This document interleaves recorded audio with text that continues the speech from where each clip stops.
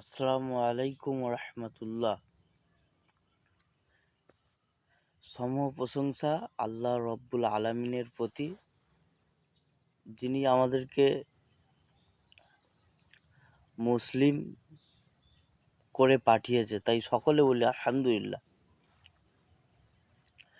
শত দরুদ ও সালাম সেই আহমদ মুহাম্মদ সাল্লাল্লাহু আলাইহি সাল্লামের প্রতি।